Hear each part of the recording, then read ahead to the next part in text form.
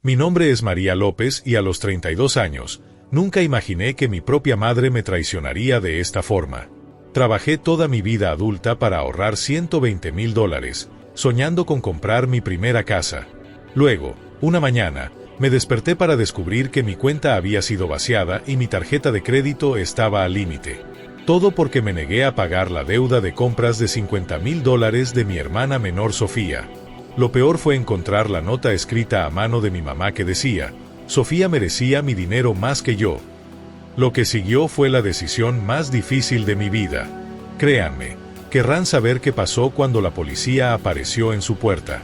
Crecí en un barrio modesto en Buenos Aires, donde la mayoría de las familias luchaban por llegar a fin de mes, pero hacían lo mejor para dar un hogar estable a sus hijos.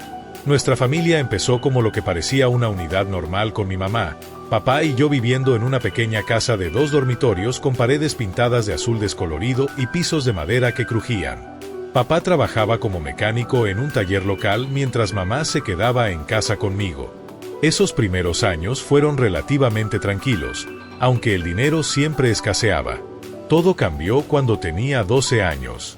Papá anunció una noche durante la cena de milanesas y puré instantáneo que se iba. Había conocido a alguien más, una camarera en el restaurante cerca de su taller.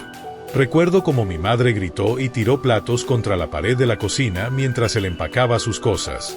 Se fue esa noche con solo una valija y su caja de herramientas, prometiendo enviar dinero y visitarnos regularmente. Ambas promesas resultaron falsas. Los cheques de manutención llegaron irregularmente durante unos 6 meses antes de detenerse por completo. Lo vi solo 2 veces después de esa noche. Mamá cambió después de que papá se fue. El calor que a veces se asomaba a través de su comportamiento generalmente estricto desapareció por completo. Tomó un trabajo como recepcionista en una clínica dental, saliendo temprano cada mañana con su maquillaje perfectamente aplicado, pero sus ojos vacíos. Comenzó a salir casi inmediatamente, un desfile de hombres que raramente duraban más de unos meses. Parecía desesperada por no estar sola. Cuando tenía 14 años, mamá anunció que estaba embarazada. Su novio en ese momento, Ricardo, era un camionero que parecía lo suficientemente amable, pero rara vez estaba presente. Para cuando nació mi hermana Sofía, Ricardo también se había ido, aunque firmó el acta de nacimiento y accedió a pagar manutención. A diferencia de mi padre, él cumplió, enviando cheques regulares hasta que Sofía cumplió 18 años. Desde el momento en que Sofía llegó, quedó claro que sería el centro del universo de nuestra familia. Mamá la mimaba de maneras que nunca había hecho conmigo.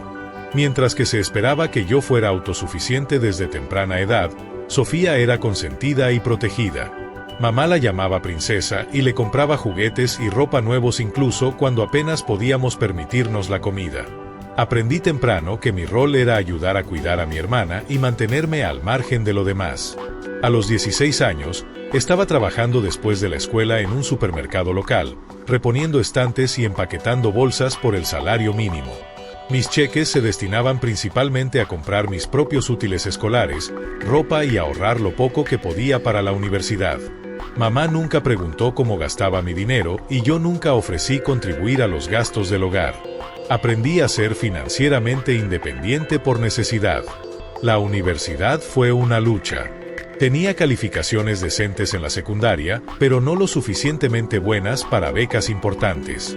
Fui aceptada en la Universidad de Buenos Aires y me mudé a una residencia en mi primer año usando préstamos estudiantiles.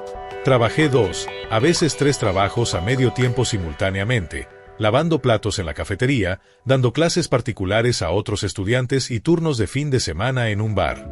Cada semestre era un equilibrio financiero precario, pero estaba determinada a graduarme sin la deuda aplastante que afectaba a muchos de mis compañeros. Durante esos años de universidad, mamá y Sofía permanecieron en la pequeña casa. Las visitaba para cenas ocasionales los domingos donde la conversación giraba completamente en torno a Sofía, sus notas, sus amigos, sus actividades. Mamá había conseguido un trabajo un poco mejor como gerente de oficina para entonces, y Sofía parecía no carecer de nada. Tenía los últimos celulares, ropa de moda y participaba en actividades extracurriculares caras como competencias de baile y campamentos de porristas. A menudo me preguntaba cómo mamá podía permitírselo todo, pero nunca pregunté. Después de la graduación, tuve la suerte de conseguir un puesto inicial en una firma financiera respetada en el centro de Buenos Aires. La ironía no se me escapó. Estaría asesorando a otros sobre planificación financiera cuando mi propia familia tenía una relación tan poco saludable con el dinero. Tal vez eso era exactamente por qué me atraía el campo. Había visto de primera mano el daño que la inestabilidad financiera y la mala gestión del dinero podían causar. Mi salario inicial era modesto, pero vivía con 2 compañeras de cuarto en un departamento estrecho y ahorraba religiosamente. Cada mes, el 30% de mi cheque iba directamente a ahorros, sin excepciones. Mientras mis compañeros de trabajo derrochaban en ropa de marca y viajes de fin de semana, yo compraba mi atuendo de trabajo en liquidaciones y pasaba los fines de semana explorando actividades gratuitas en la ciudad. Algunos me llamaban ahorrativa hasta el extremo, pero yo lo llamaba seguridad. Durante los siguientes 8 años, me abrí camino hasta convertirme en una asesora financiera completa con mi propio portafolio de clientes. Mis ahorros crecieron de manera constante, primero alcanzando 10,000, luego 50,000, luego rompiendo las 6 cifras. Seguía cada dólar en planillas detalladas, proyectando cuando podría finalmente permitirme el pago inicial de un pequeño departamento. Ese número, $120,000, se convirtió en mi obsesión, la representación tangible de mi independencia. Mientras tanto, Sofía se graduó de la secundaria con notas promedio e ingresó a una universidad estatal con su matrícula cubierta por una combinación de los ahorros de Ricardo, el padre número 2, y préstamos estudiantiles.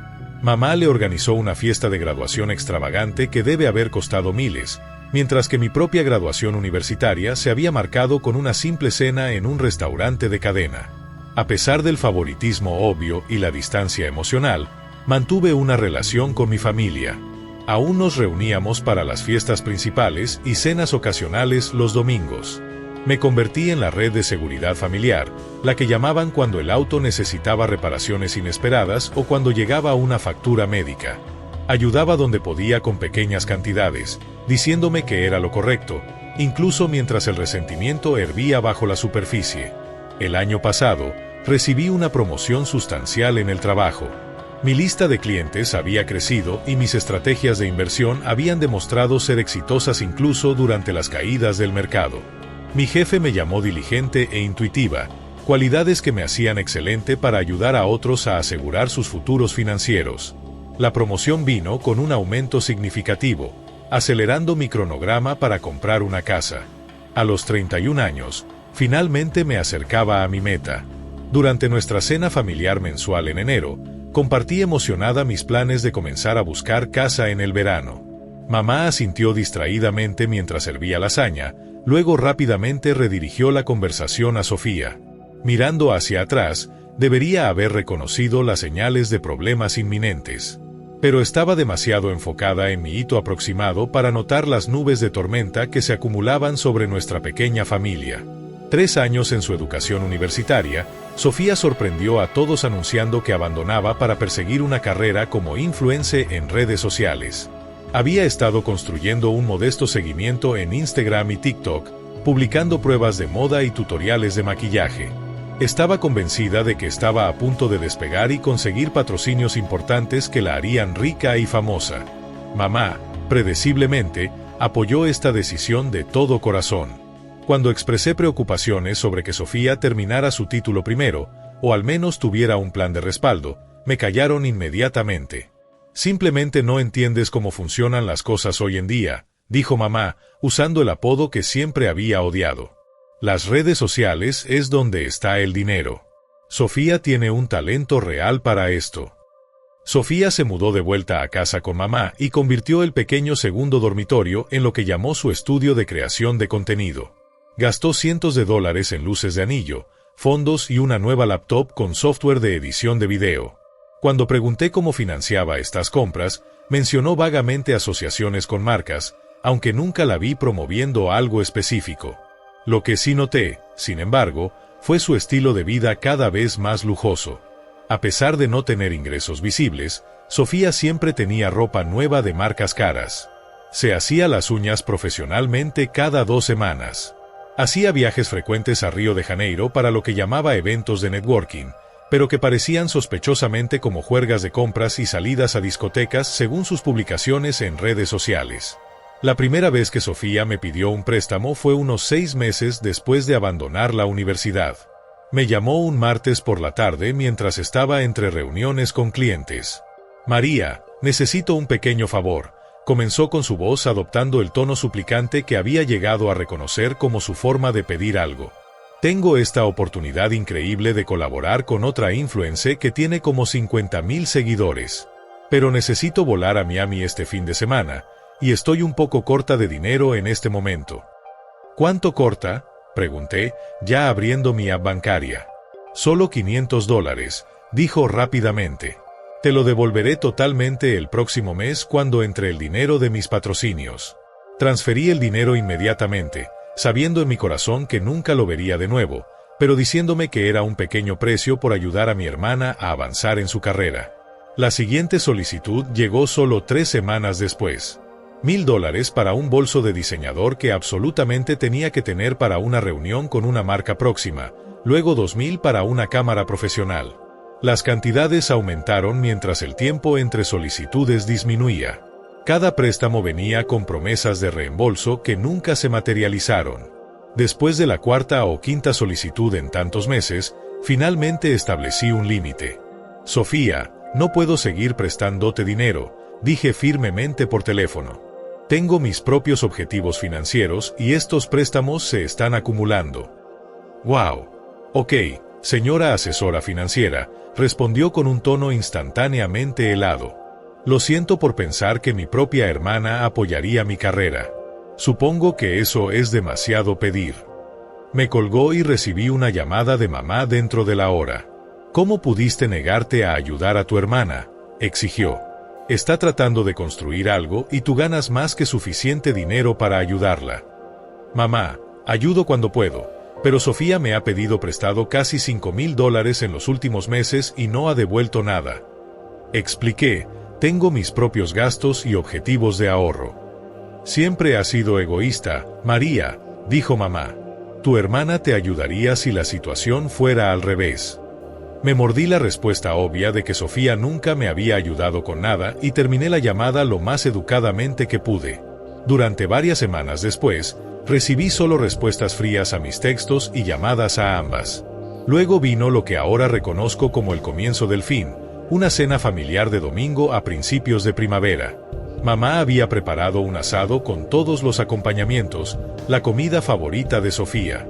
El esfuerzo inusual debería haber sido mi primera pista de que algo andaba mal. Estábamos a mitad de la cena cuando Sofía comenzó a llorar, lágrimas corriendo por su rostro y arruinando su maquillaje cuidadosamente aplicado. «Tengo algo que decirles a ambas», sollozó.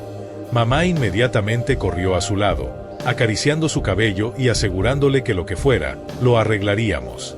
Yo permanecí sentada, un nudo formándose en mi estómago. La confesión de Sofía salió a borbotones entre sollozos entrecortados. No había estado ganando dinero como influencer. Ni un solo centavo. Todas sus compras, viajes y estilo de vida habían sido financiados enteramente por tarjetas de crédito. Había abierto cuentas en múltiples bancos y tiendas departamentales, maximizando cada una por turno. Ahora debía más de $50,000 en 12 tarjetas diferentes, y los pagos mínimos solo se cedían $2,000 mensuales. He estado tratando de hacer los pagos mínimos con nuevas tarjetas, pero todas rechazaron mis últimas solicitudes, gimió. Las agencias de cobranza siguen llamando. Una de ellas dijo que podrían tomar acción legal. Mamá pareció aturdida por aproximadamente 30 segundos antes de volverse hacia mí con una expresión determinada. «María, necesitas ayudar a tu hermana», declaró como si fuera la solución más obvia del mundo. Casi me ahogué con mi agua. «¿Necesito qué?». «Tienes los ahorros», continuó. «Puedes pagar su deuda y ella te puede pagar con el tiempo. Sabes cómo configurar un plan de pagos adecuado. Esto es lo que hace la familia».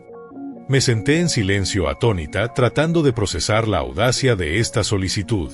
Querían que entregara casi la mitad de mis ahorros de toda la vida, dinero por el que había sacrificado y trabajado años para acumular, para sacar a Sofía de un lío que había creado por pura irresponsabilidad. Mientras tanto, Sofía había dejado de llorar y me miraba con ojos esperanzados y expectantes. Claramente había estado contando con esta solución todo el tiempo. ¿Alguna de ustedes ha considerado la quiebra?, pregunté finalmente. A su edad, con tiempo para reconstruir su crédito. ¿Quiebra?, jadeó mamá como si hubiera sugerido algo verdaderamente escandaloso. Tiene 22 años. No puede declararse en quiebra. Arruinaría su futuro y darle un rescate sin consecuencias ayudaría a su futuro. Como repliqué. La conversación se deterioró desde allí. Sofía comenzó a llorar de nuevo, acusándome de querer que sufriera. Mamá se agitó cada vez más, recordándome todas las formas en que supuestamente había sacrificado por mí al crecer. Intenté repetidamente sugerir consejería financiera, consolidación de deudas o incluso ayudar a Sofía a conseguir un trabajo real para comenzar a abordar la deuda ella misma. Pero no estaban interesadas en soluciones que no involucraran mi chequera. A medida que las voces se elevaban, noté que nuestros vecinos miraban hacia nuestras ventanas. Finalmente me puse de pie, empujando mi silla hacia atrás con más fuerza de la prevista. No voy a pagar $50,000 de deuda de tarjeta de crédito por juergas de compras y vacaciones, dije firmemente. Estoy dispuesta a ayudar a Sofía a averiguar sus opciones y hacer un plan, pero no entregaré mis ahorros. El silencio que siguió fue ensordecedor. Mamá me miró con una expresión que nunca había visto antes, algo entre incredulidad y furia. Sofía se desplomó en su silla, ya no llorando, pero luciendo derrotada. Mientras recogía mi bolso y me preparaba para irme, mamá habló en un tono bajo y uniforme que me envió un escalofrío por la espalda. Vas a arrepentirte de esta decisión, María. La familia cuida de la familia. Debería haber reconocido la amenaza en sus palabras, pero estaba demasiado enojada y herida para verla.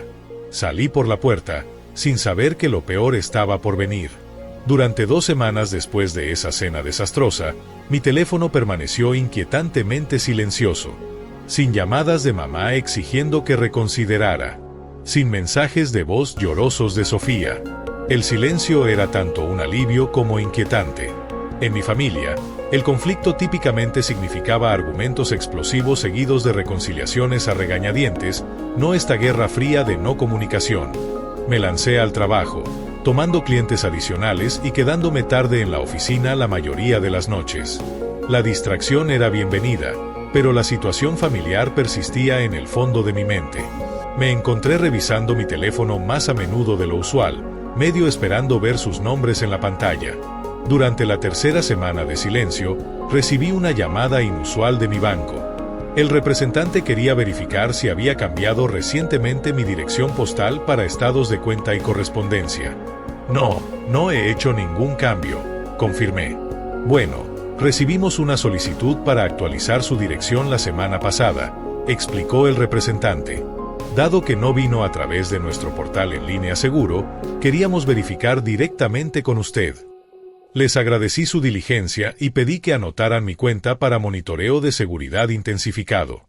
Un escalofrío me recorrió al terminar la llamada. Alguien había intentado redirigir mis estados de cuenta bancarios. Dadas los eventos recientes, no era difícil adivinar quién. Al día siguiente, recibí otra llamada, esta vez de mi compañía de tarjeta de crédito con una historia similar. De nuevo, alguien había intentado cambiar mi dirección postal, pero no había podido pasar el proceso de verificación de seguridad. Inmediatamente cambié todas mis contraseñas y preguntas de seguridad, asegurándome de usar información que mi familia no conocería. Justo cuando mi ansiedad por estos intentos de brechas de seguridad estaba en su punto máximo, recibí un mensaje de texto de mi madre que era jarringly casual. María, ha pasado demasiado tiempo. Ven a cenar mañana por la noche. Estoy haciendo tu asado favorito. La invitación era tan normal, tan desprovista de cualquier reconocimiento de nuestro último encuentro que me desconcertó momentáneamente. Parte de mí quería declinar para mantener el límite que había establecido.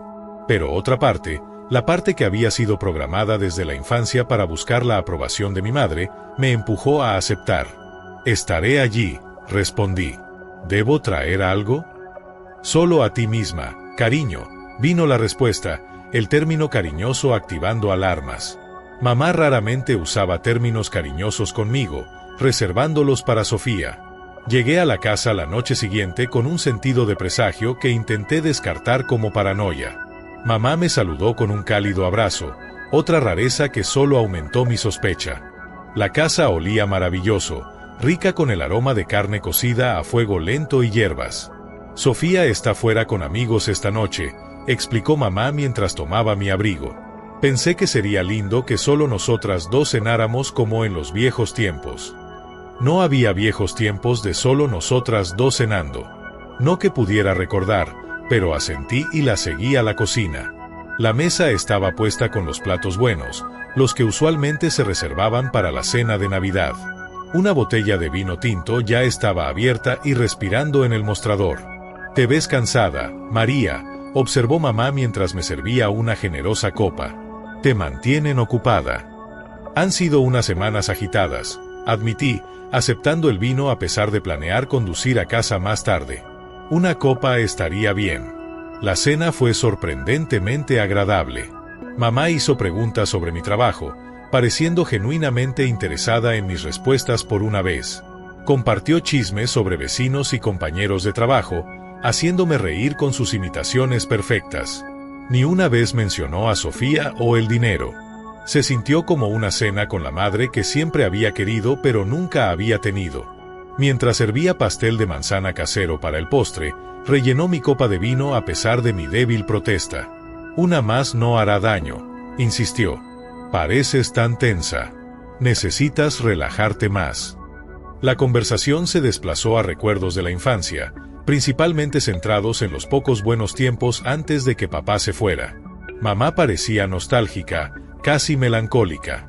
«Eras una niña tan seria, siempre contando tu mesada y planeando qué comprar», rememoró. «Tan responsable. Siempre supe que serías exitosa». El vino me hacía sentir cálida y ligeramente mareada. Había comido una comida completa, pero incluso una copa y media parecía afectarme más de lo usual.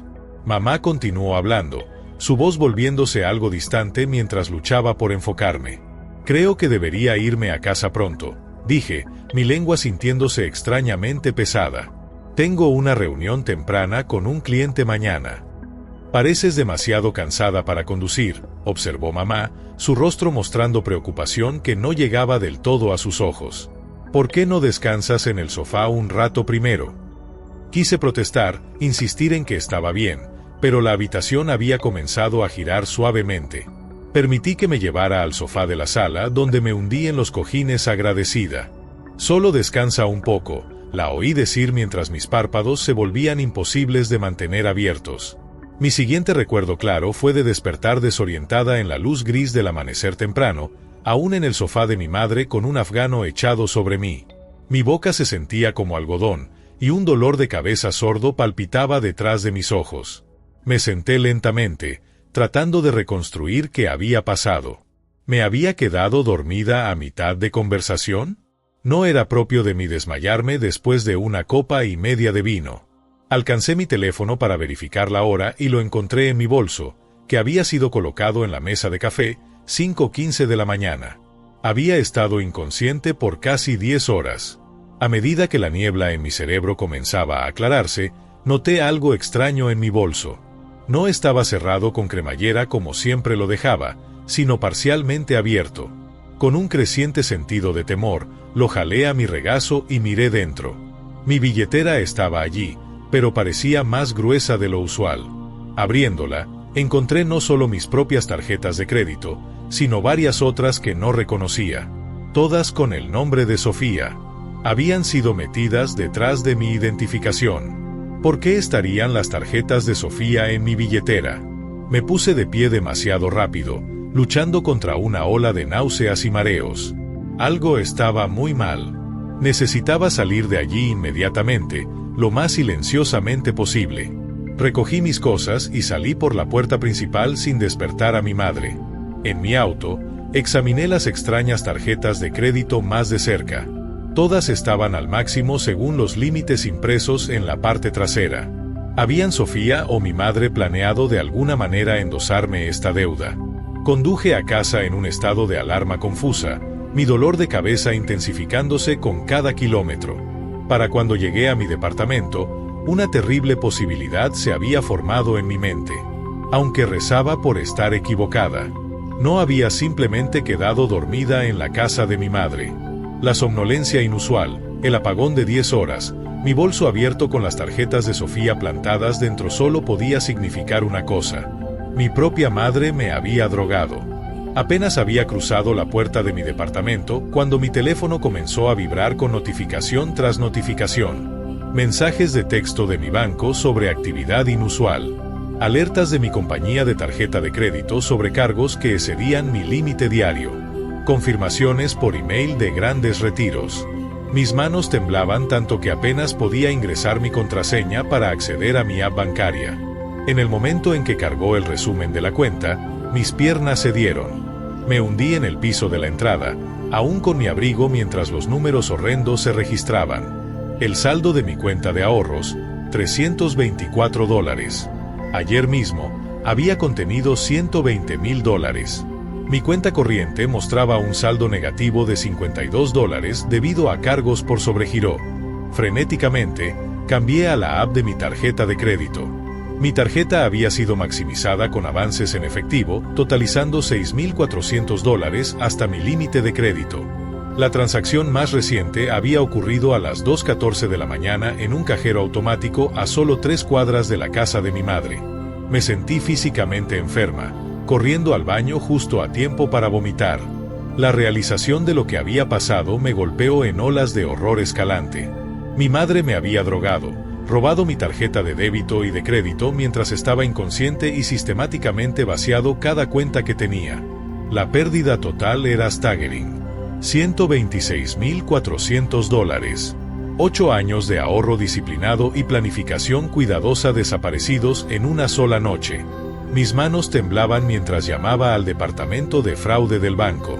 El representante escuchó con simpatía mientras reportaba las transacciones no autorizadas, pero su respuesta me envió otra ola de náuseas.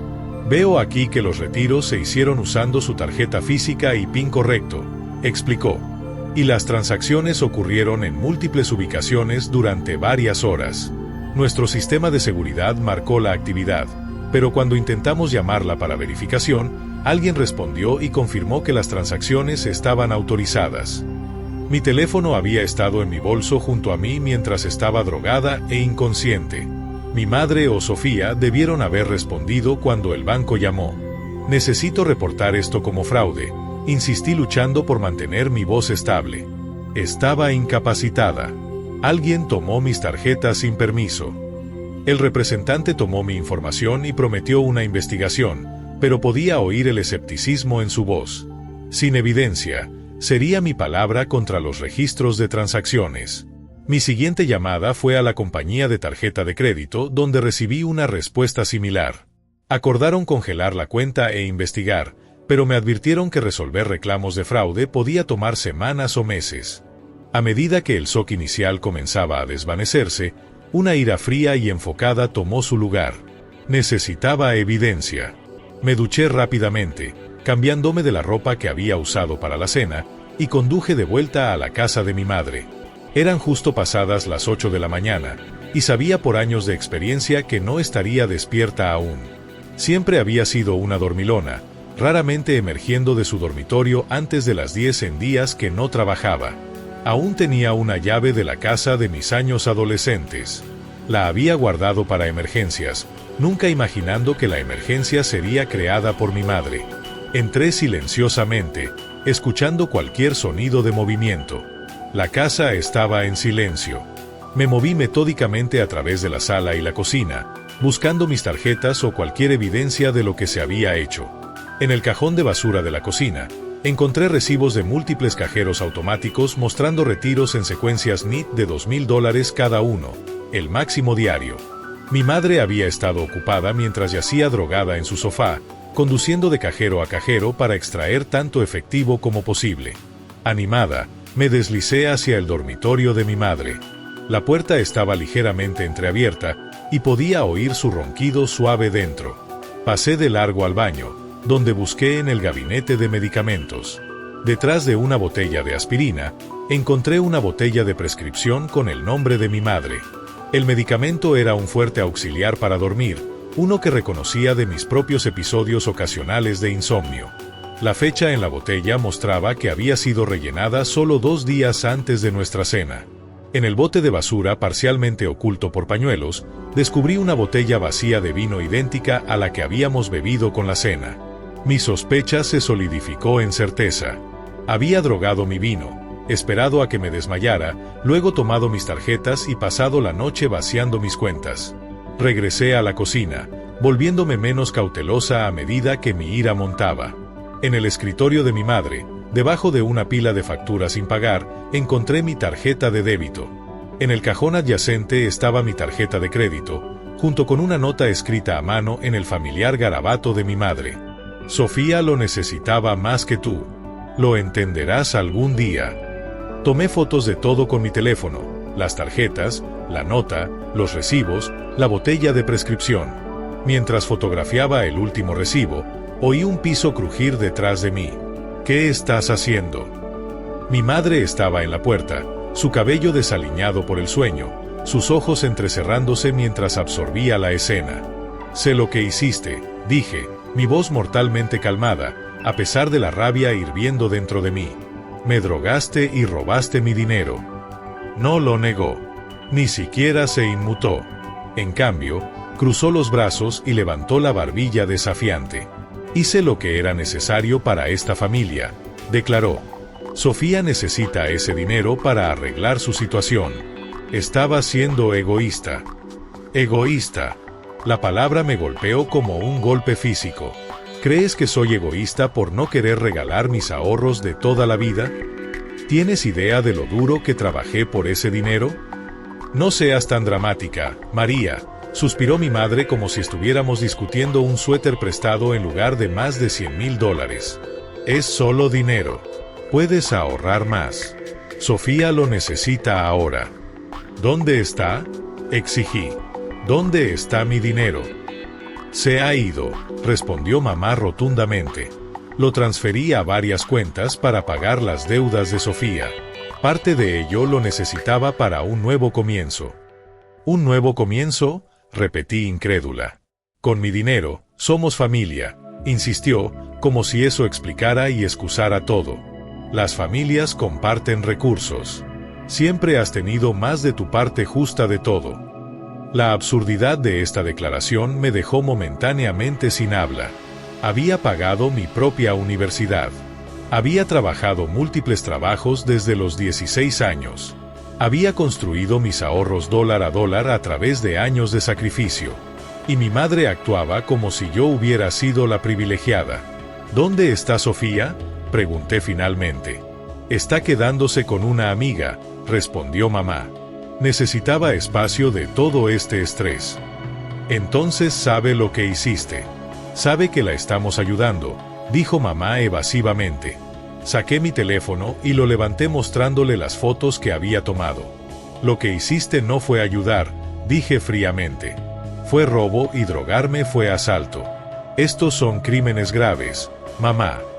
Por primera vez, un destello de incertidumbre cruzó su rostro. No irías a la policía, dijo. Pero había una pregunta en su tono. No contra tu propia madre. Pruébame, desafié, sosteniendo su mirada firmemente. Robaste todos mis ahorros de vida. ¿Qué pensaste que pasaría? Me perdonarás, insistió, aunque ahora parecía menos segura. Una vez que te calmes, lo entenderás. Fue lo mejor. Recogí mi evidencia, incluyendo mis tarjetas recuperadas, y me dirigí a la puerta. Mientras alcanzaba la manija, mi madre me llamó. María, no hagas nada de lo que te arrepentirás. Me volví hacia ella, una claridad triste lavándome. Ya me arrepiento de cada momento en que confié en ti, respondí. Y de cada dólar que le di a esta familia. Eso se detiene ahora. Salí por la puerta, mi mente ya formulando un plan. Esto ya no era solo sobre dinero. Era sobre justicia, límites y finalmente defenderme contra las personas que me habían aprovechado toda mi vida. En la seguridad de mi auto, estacionado a una cuadra de la casa de mi madre, me permití 5 minutos para derrumbarme. Lloré, golpeando el volante con palmas abiertas, liberando el shock y la traición que amenazaban con abrumarme. 5 minutos de emoción cruda, cronometrados precisamente en mi teléfono.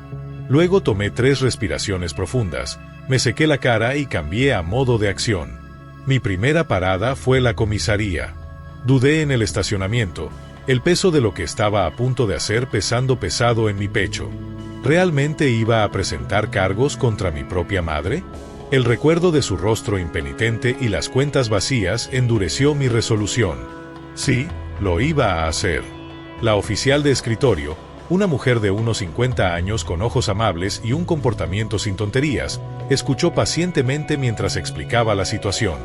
Le mostré las fotos de la evidencia y las notificaciones bancarias en mi teléfono. Me gustaría presentar un informe por robo y posiblemente asalto, declaré con mi voz más estable de lo que sentía. El robo de un miembro de la familia puede ser complicado, reconoció la oficial. ¿Tienes prueba de que no autorizaste estos retiros? Tengo prueba de que fui drogada sin mi conocimiento y que mis tarjetas fueron tomadas mientras estaba inconsciente, respondí, mostrándole las fotos del medicamento para dormir y mis tarjetas encontradas en el escritorio de mi madre. La expresión de la oficial se volvió más seria. Llamó a un detective que se especializaba en crímenes financieros y repetí mi historia. Entiendo lo difícil que debe ser esto, señora López, dijo el detective. Los casos de robo familiar son de los más desafiantes emocionalmente hablando, pero lo que hizo su madre constituye varios crímenes graves, independientemente de la conexión familiar. Proporcioné todos los detalles que necesitaban. El nombre completo y dirección de mi madre, la información de Sofía, la cantidad exacta robada y la evidencia que había reunido. El detective explicó que necesitarían investigar antes de determinar si se presentarían cargos, pero el proceso había comenzado oficialmente. Mi siguiente parada fue mi banco. Me reuní con el gerente de la sucursal, un hombre que había conocido por años a través de mi trabajo de asesoría financiera. Su shock por mi situación rápidamente se convirtió en eficiencia profesional mientras me ayudaba a presentar informes formales de fraude y comenzar el proceso de intentar recuperar mis fondos. Necesitaremos congelar cualquier cuenta a la que se transfiriera el dinero, explicó. ¿Sabes dónde fueron los fondos? Creo que fueron a pagar las deudas de tarjetas de crédito de mi hermana en múltiples cuentas, dije, y posiblemente algunos retiros en efectivo. Tomó notas y me aseguró que rastrearían las transacciones lo mejor que pudieran. También me emitió nuevas tarjetas con números diferentes y me ayudó a configurar protocolos de seguridad mejorados para todas mis cuentas. Para la tarde, estaba mentalmente exhausta, pero no terminada. Conduje a la oficina de Martín Serrano, un amigo abogado que se especializaba en crímenes financieros. Martín había sido un cliente mío por años antes de que desarrolláramos una amistad. Accedió a verme inmediatamente cuando llamé, explicando que era una emergencia. En su cómoda oficina con vistas al centro de Buenos Aires, expuse toda la situación de nuevo. Martín escuchó sin interrumpir, ocasionalmente tomando notas. María, no sé qué decir excepto que lo siento mucho que esto te haya pasado, dijo cuando terminé. Desde un punto de vista legal, tienes un caso muy fuerte tanto para cargos criminales como para una demanda civil para recuperar daños. Incluso aunque sea mi madre, pregunté. El estatus familiar no exime a alguien de la ley, explicó Martín. De hecho, en algunas jurisdicciones, el robo de un miembro de la familia se considera una violación de deber fiduciario que puede llevar penalizaciones mejoradas. Discutimos mis opciones a fondo. Los cargos criminales serían perseguidos por el fiscal si la investigación policial lo respaldaba. Por separado, podía presentar una demanda civil para recuperar los fondos robados y posiblemente daños adicionales. Martín accedió a representarme en el asunto civil y a coordinar con los fiscales criminales. ¿Qué hay de Sofía?, pregunté. Puede que no haya robado el dinero directamente, pero casi seguramente lo sabía y se benefició de ello. Martín asintió pensativamente. Si recibió fondos robados a sabiendas, podría ser acusada como accesoria después del hecho o por recepción de propiedad robada. Como mínimo, Probablemente sería nombrada en la demanda civil para recuperar cualquier fondo que fue a pagar sus deudas. Después de dejar la oficina de Martín, me registré en un hotel. No podía enfrentar regresar a mi departamento, donde cada esquina me recordaba mi seguridad financiera destrozada y la confianza traicionada. Necesitaba terreno neutral para pensar y planear. En mi habitación de hotel, pedí servicio a la habitación, no porque tuviera hambre, sino porque sabía que necesitaba comer. Mientras picoteaba un sándwich, hice una lista de medidas de seguridad adicionales. Llamé a mi compañía de teléfono para cambiar mi número. Contacté a las 3 principales agencias de crédito para colocar un congelamiento en mis reportes de crédito. Cambié cada contraseña para cada cuenta que tenía, creando nuevas complejas que mi familia nunca adivinaría. También llamé a mi jefe para solicitar unos días personales, explicando vagamente que estaba lidiando con una emergencia familiar. Fue comprensivo, habiendo siempre apreciado mi dedicación y el poco tiempo libre que tomaba. Alrededor de las 8 esa noche, mi nuevo teléfono sonó con un número que no reconocí. Respondí cautelosamente. ¿Cómo pudiste? Vino la voz de mi madre temblando de ira. La policía vino a mi casa haciendo preguntas.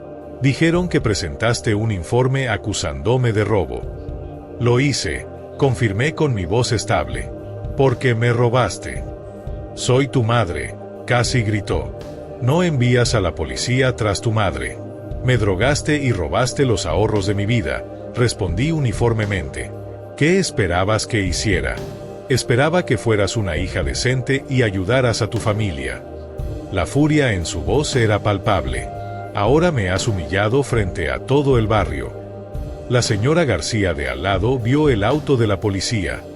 Tal vez deberías haber pensado en eso antes de cometer múltiples delitos, sugerí. La conversación se deterioró desde allí con mi madre alternando entre rabiarme y tratar de hacerme sentir culpable. Permanecí calmada, repitiendo los hechos simples hasta que finalmente me colgó. Menos de una hora después, Sofía llamó, sollozando histéricamente. ¿Cómo pudiste hacerle esto a mamá?, gimió. La policía vino y la interrogó como si fuera algún tipo de criminal. Es una criminal, Sofía, declaré claramente. Me drogó y robó más de $100,000. Solo estaba tratando de ayudarme, protestó Sofía. Estaba siendo tan terca. Tienes todo ese dinero solo sentado en el banco mientras yo me ahogo en deudas. Era mi dinero, Sofía, enfaticé. Dinero por el que trabajé años para ahorrar. Si necesitabas ayuda, había formas legales de pedirla. Entonces, vas a enviar a tu propia madre a la cárcel, exigió, su voz elevándose. ¿Qué tipo de persona hace eso? El tipo que fue robado, respondí. ¿Dónde está el dinero, Sofía? Se quedó en silencio por un momento. Lo usé para pagar mis tarjetas de crédito, admitió finalmente. Y conseguí un departamento en Palermo. El depósito de seguridad y el primer y último mes de renta fueron realmente caros y necesitaba muebles. Entonces sabías, confirmé. Sabías que mamá me robó y gastaste el dinero de todos modos. Dijo que nos perdonarías eventualmente. Gimió Sofía que era solo un préstamo hasta que despegue mi carrera de influencer. Terminé la llamada sintiéndome extrañamente calmada. Cualquier duda persistente sobre presionar cargos había desaparecido. No solo me habían robado, sino que verdaderamente creían que tenían derecho a hacerlo. Habían esperado que simplemente lo aceptara y siguiera adelante. Antes de irme a la cama, instalé pequeñas cámaras de seguridad inalámbricas en mi habitación de hotel, posicionándolas para capturar la puerta y la habitación principal. No creía verdaderamente que mi madre intentaría encontrarme aquí, pero la violación de mis límites me había dejado sintiéndome vulnerable y expuesta. Mientras yacía en la cama desconocida, mirando al techo, me di cuenta de que había entrado en territorio inexplorado. Por primera vez en mi vida, estaba estableciendo un límite con mi familia que no podía ser cruzado o ignorado. No habría barrido bajo la alfombra, no habría perdón reacio sobre una cena familiar. Había iniciado un proceso legal que forzaría la rendición de cuentas. El pensamiento era tanto terrorífico como extrañamente liberador. Había pasado toda mi vida siendo la responsable, la proveedora, la red de seguridad. Había aceptado la distancia emocional y la manipulación ocasional como el precio de mantener conexiones familiares. Pero este robo había cruzado una línea de la que no había retorno. Al defenderme, estaba reclamando no solo mi seguridad financiera, sino mi autoestima. Dormí esa noche con mi teléfono cerca, configurado para grabar cualquier llamada que pudiera entrar. Había terminado de ser tomada por sorpresa. De ahora en adelante, cada interacción con mi familia sería documentada, cada conversación preservada como evidencia potencial. La hija que habían dado por sentada se había ido. En su lugar estaba una mujer determinada a ver que se hiciera justicia sin importar el costo. Durante las siguientes 3 semanas, viví en un extraño limbo de habitaciones de hotel y reuniones legales. La investigación procedió metódicamente con detectives entrevistando empleados de bancos, recolectando footage de vigilancia de cajeros automáticos y construyendo un caso. Mi abogado, Martín, me mantuvo actualizada en cada desarrollo, preparándome para lo que vendría después. Mientras tanto, encontré un pequeño departamento amueblado para rentar mes a mes. No podía soportar regresar a mi viejo lugar, donde cada esquina me recordaba mis planes destrozados. El nuevo departamento era estéril e impersonal, pero se sentía seguro. Instalé cerraduras adicionales y un sistema de seguridad, medidas que habrían parecido paranoicas solo un mes antes, pero ahora se sentían necesarias. Mi madre había intentado contactarme repetidamente, alternando entre mensajes de voz enojados exigiendo que retirara los cargos y súplicas llorosas sobre lealtad familiar. Sofía había aparecido en mi lugar de trabajo una vez, causando una escena en el lobby antes de que la seguridad la escoltara fuera. Había mantenido mi silencio, comunicándome solo a través de Martín. Luego vino la llamada que había estado tanto temiendo como esperando. El fiscal había revisado la evidencia y decidido presionar cargos. Se emitieron órdenes de arresto para tanto mi madre como Sofía, robo, fraude de identidad y en el caso de mi madre, asalto por la droga. El detective asignado a mi caso quería que supiera que los oficiales llegarían a la casa de mi madre temprano la mañana siguiente para hacer los arrestos. ¿Quieres estar presente?, preguntó el detective. Algunos víctimas encuentran que proporciona cierre. Consideré declinar, imaginando el proceso desde la distancia. Pero algo en mí necesitaba presenciarlo, ver con mis propios ojos que había consecuencias por lo que me habían hecho. Me gustaría observar desde la distancia, dije. No quiero interactuar con ellas, pero quiero estar allí. El detective me dio los detalles, una llegada a las 7:30 de la mañana a la casa de mi madre. Llegarían sin sirenas, harían los arrestos y transportarían a ambas mujeres a la comisaría para el procesamiento. Esa noche, apenas dormí. Cuestioné mi decisión repetidamente, preguntándome si estaba siendo demasiado dura, si había habido otra forma. Pero cada vez que la duda se colaba, me recordaba el cálculo frío involucrado en drogarme, los retiros sistemáticos de múltiples cajeros, la completa falta de remordimiento. Esto no fue un lapsus momentáneo de juicio. Fue un crimen premeditado. Llegué a la calle de mi madre a las 7:15 la mañana siguiente, estacionando mi auto rentado media cuadra lejos con una vista clara de la casa. El barrio estaba quieto con solo unas pocas personas saliendo para turnos tempranos de trabajo. A las 7:32 precisamente, autos policiales sin marcar y un patrullero se detuvieron frente a la casa. 4 oficiales se acercaron a la puerta mientras otros permanecían junto a los vehículos. El detective tocó firmemente, el sonido llevando en la quietud matutina. Después de un largo momento, la luz del porche se encendió y mi madre abrió la puerta en su bata, luciendo confundida. No podía oír el intercambio, pero vi su expresión cambiar de confusión a soca ira. Intentó cerrar la puerta, pero un oficial la bloqueó con su pie mientras continuaba hablando calmadamente. Después de lo que pareció una eternidad, mi madre retrocedió, permitiendo a los oficiales entrar. 10 minutos después, emergieron con tanto ella como Sofía, ahora vestidas con jeans y buzos, manos esposadas detrás de sus espaldas. Sofía estaba llorando histéricamente, su rostro manchado e hinchado. Mi madre caminaba rígidamente, su cabeza en alto, escaneando la calle como si buscara algo o alguien. Sus ojos se fijaron en mi auto. Incluso desde esa distancia, supe que me había visto. Dejó de caminar, causando que el oficial que la guiaba pausara. Me miró directamente. Su expresión una mezcla de furia y traición.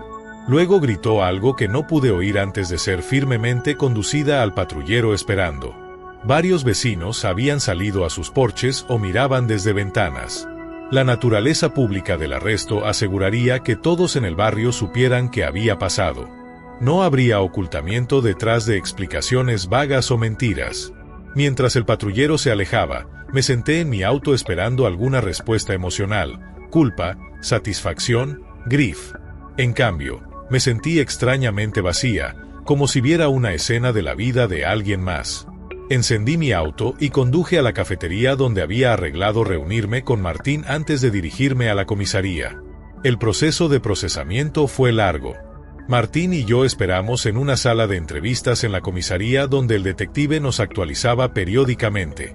Mi madre y Sofía habían sido fotografiadas, tomadas huellas digitales y estaban esperando su aparición inicial ante un juez que fijaría la fianza. Basado en la naturaleza de los cargos y la falta de antecedentes previos, Martín esperaba que ambas fueran liberadas bajo fianza esa tarde.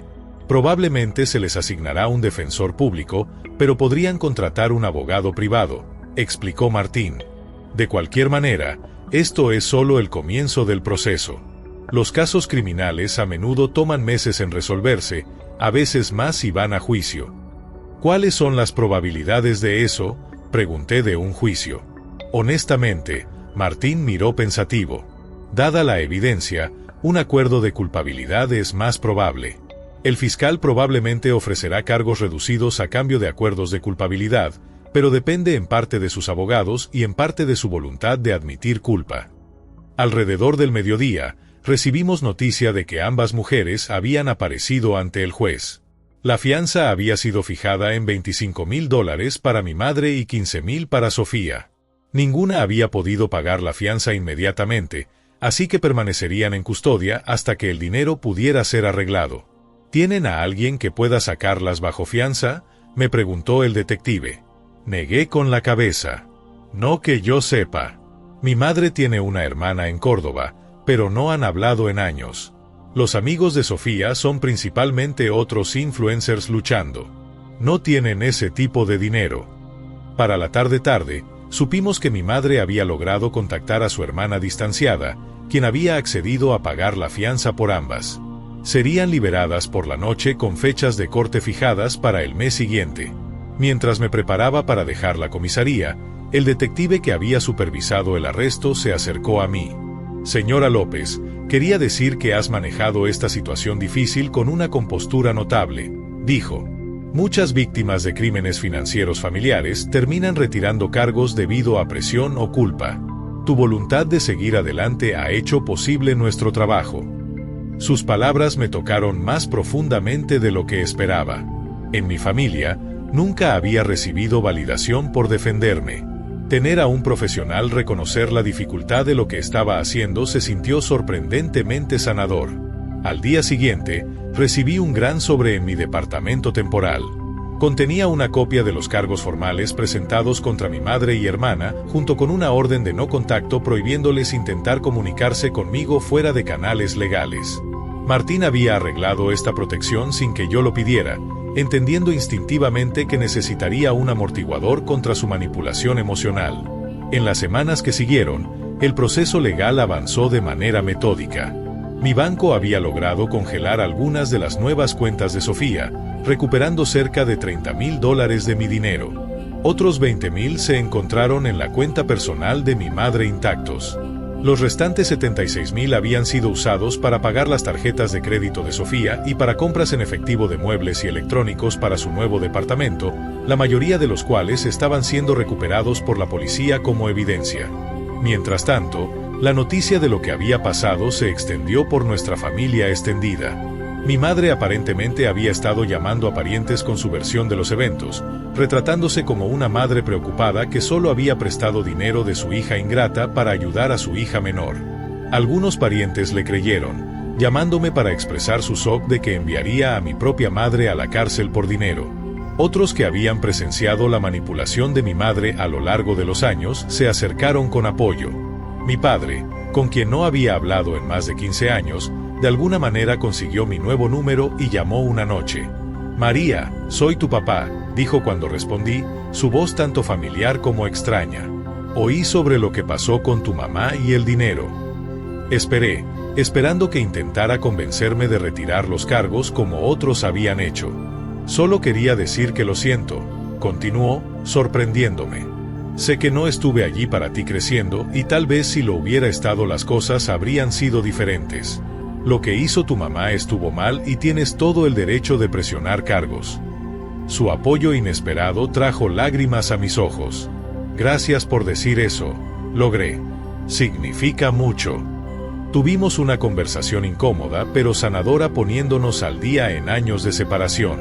Estaba casado de nuevo con 2 hijastros adolescentes viviendo en Mendoza y trabajando como contratista. Acordamos mantenernos en contacto, un pequeño rayo de luz en la nube oscura de eventos recientes. Un mes después de los arrestos, se llevó a cabo la audiencia preliminar. Tanto mi madre como Sofía aparecieron en corte con sus abogados. Mi madre había logrado contratar un abogado privado mientras Sofía estaba representada por un defensor público. Ambas entraron no culpables a pesar de la evidencia abrumadora. Mientras salíamos del tribunal, Sofía se acercó a mí en el pasillo, ignorando la orden de no contacto. «María, por favor», suplicó con ojos rojos de llorar. «No sabía que te iba a drogar. Lo juro, solo pensé que te iba a pedir el dinero de nuevo». «Sofía, no puedes hablarme», le recordé firmemente. «Viola la orden judicial». «No robé tu dinero», insistió. «Solo acepté la ayuda de mamá con mis deudas. Eso no es un crimen». Su abogado rápidamente la apartó, susurrando urgentemente en su oído. El encuentro me dejó sacudida, pero aún más resuelta. Incluso ahora, enfrentando cargos criminales, ninguna de ellas estaba dispuesta a tomar plena responsabilidad por sus acciones. Esa noche, Martín llamó con noticias. El fiscal había ofrecido acuerdos de culpabilidad a ambas mujeres. Mi madre podía declararse culpable de robo y asalto con tiempo de cárcel reducido si accedía a restitución completa.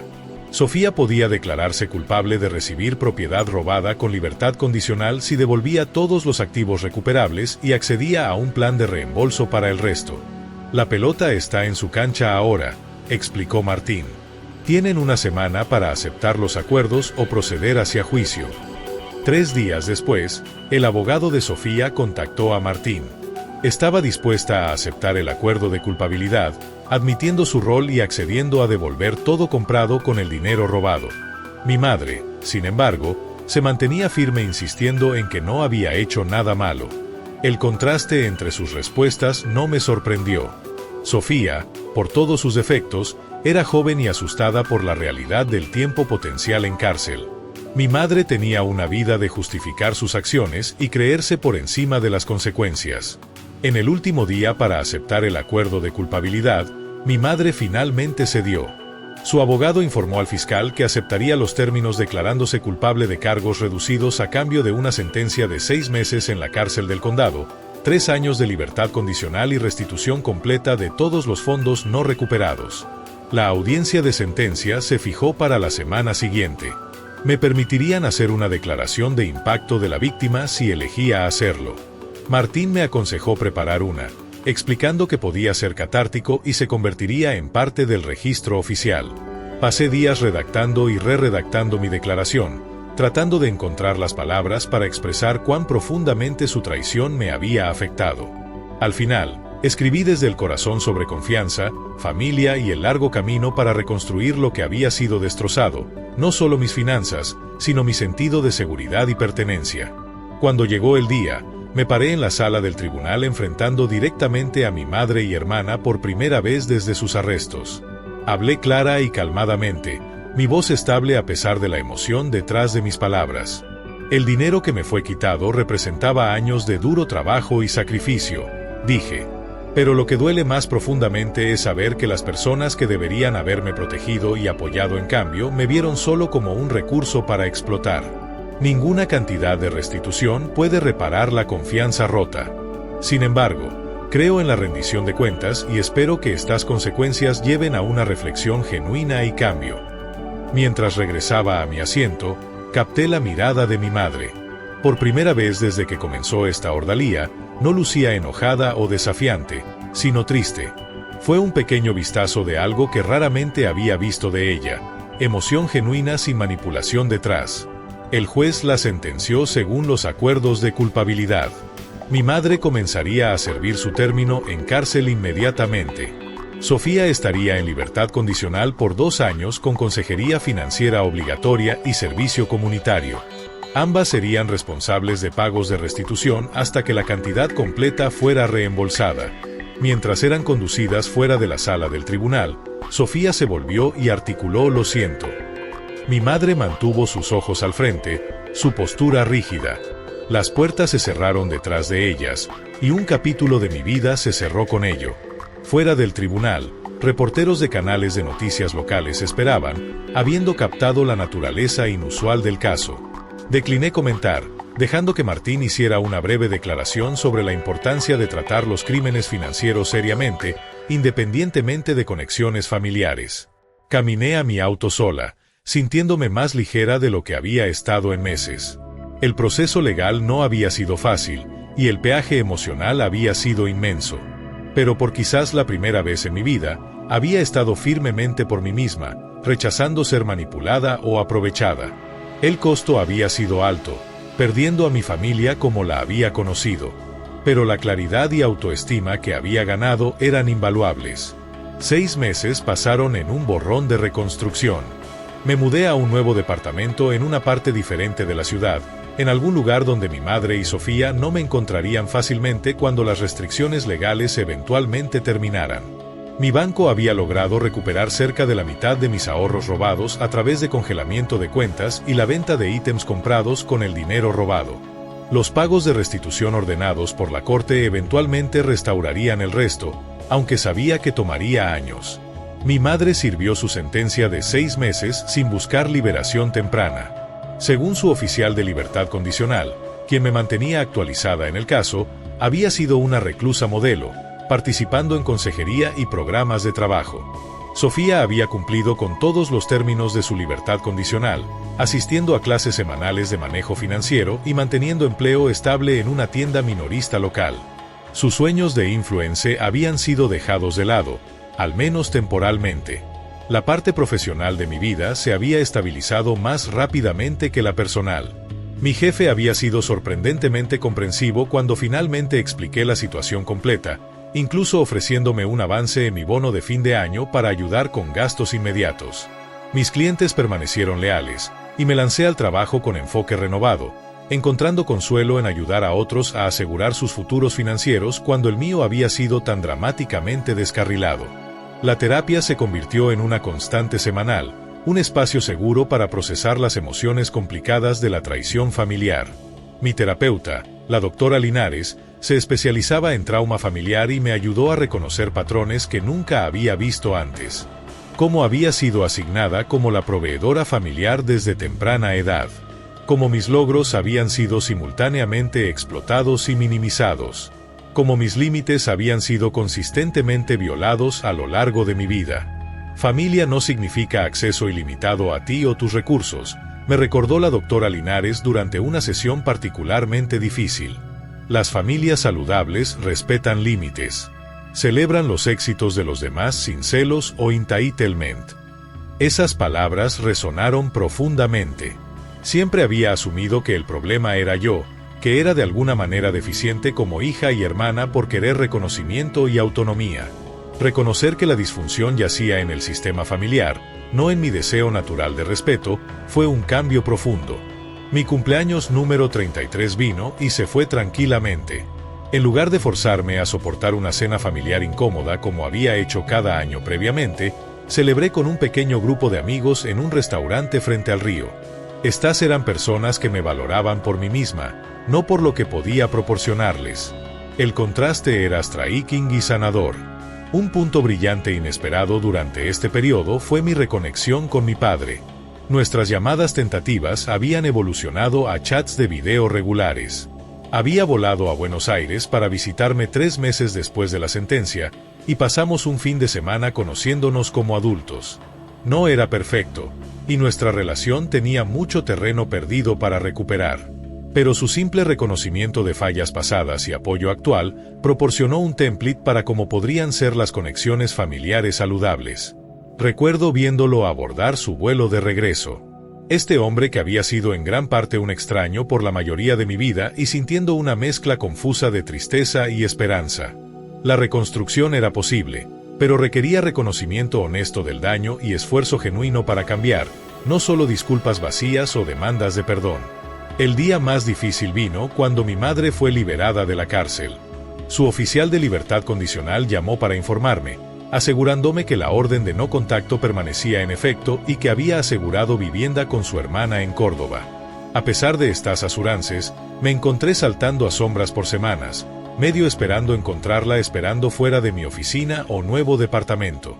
Alrededor de la marca de 4 meses después de su liberación, recibí una carta oficial reenviada a través de Martín. Era de mi madre, escrita a mano en papel rayado. María, comenzaba la carta. He tenido mucho tiempo para pensar sobre lo que pasó y mi rol en ello. Los programas de consejería aquí me han ayudado a ver cosas que nunca quise admitir antes. Lo que te hice estuvo mal. No hay excusa para drogarte, tomar tu dinero o traicionar tu confianza. Trabajaste duro por todo lo que tienes, y no tenía derecho a quitártelo.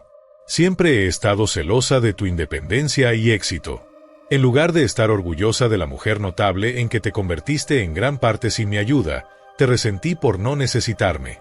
Favorecí a Sofía porque permaneció dependiente de mí, lo que me hacía sentir importante y necesitada. Sé que una disculpa no puede deshacer el daño que causé y no tienes obligación de perdonarme o permitirme volver a tu vida. Estoy escribiendo no para pedir perdón, sino para reconocer la verdad de lo que hice y tomar plena responsabilidad por ello. Continuaré haciendo los pagos de restitución como ordenado por la Corte y estoy comprometida a convertirme en una mejor persona, ya sea que elijas hablarme de nuevo o no. Leí la carta múltiples veces, buscando el subtexto manipulador que había llegado a esperar de las comunicaciones de mi madre. Para mi sorpresa, no encontré ninguno. No había excusas, no cambio sutil de culpa, no expectativas de reconciliación. Por quizás la primera vez, mi madre parecía verme como una persona separada con sentimientos y límites válidos, no solo una extensión de ella misma o un recurso para explotar. No respondí inmediatamente. Llevé la carta a mi siguiente sesión de terapia donde la doctora Linares y yo la diseccionamos a fondo. Esto parece insight genuino, observó. El reconocimiento de celos es particularmente significativo. Dicho eso, una carta no borra un patrón de comportamiento de toda la vida. Si eliges responder o eventualmente reconstruir una relación, procede con extrema precaución y mantén límites firmes. Tomé su consejo a pecho.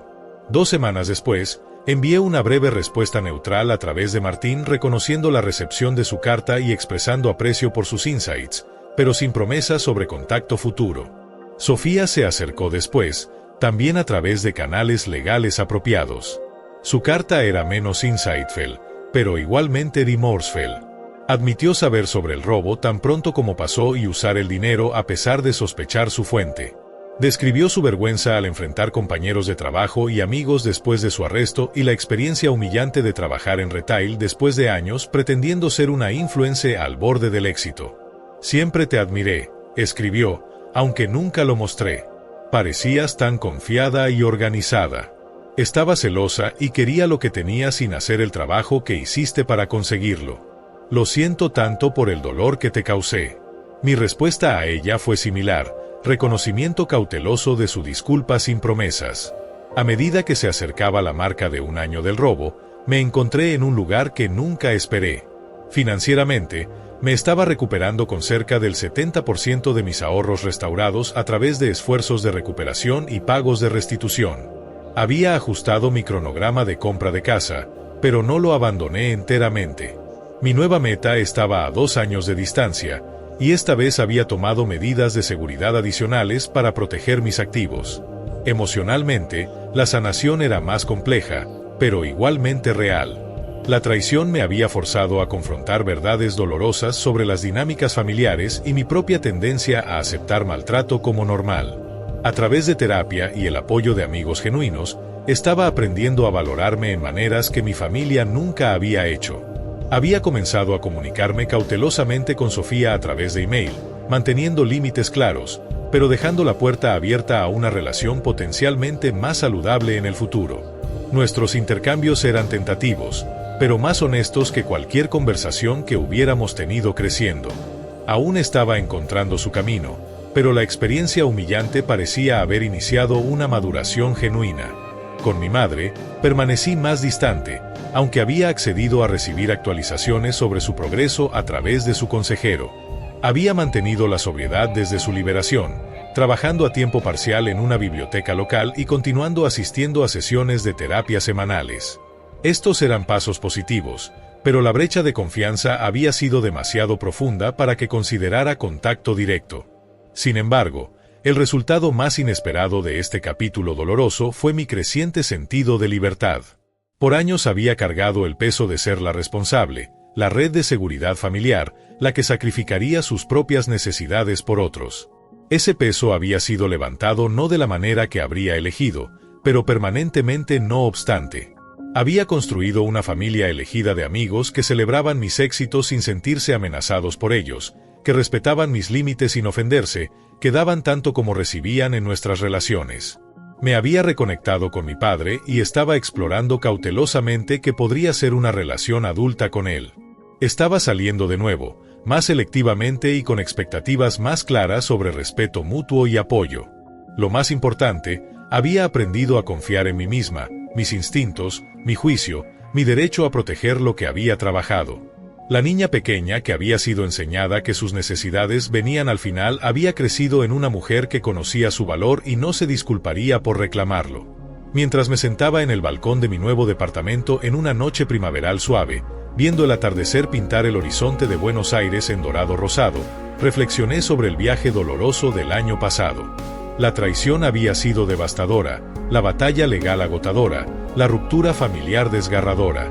Sin embargo, a través de todo, había descubierto una resiliencia que nunca supe que poseía. Algunos dirían que el dinero es solo dinero, que la familia debería venir antes de consideraciones financieras. Pero esto nunca fue realmente sobre el dinero.